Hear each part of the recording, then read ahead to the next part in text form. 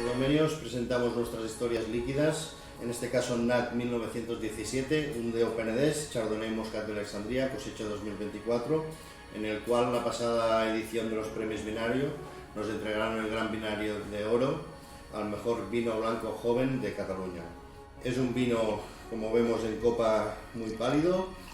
con color amarillo pálido, ribetes verdosos, y cuando nos ponemos en la nariz vemos esta explosión aromática que nos aportan estas variedades, la combinación de una fruta blanca con una parte floral fresca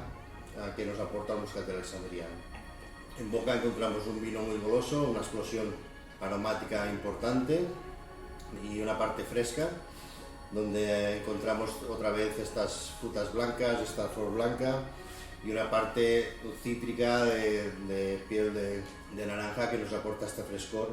Una combinación de aromas que lo hace ideal para tomar vino a copas o maridar con ensaladas, pasta fresca y todo tipo de platos ligeros.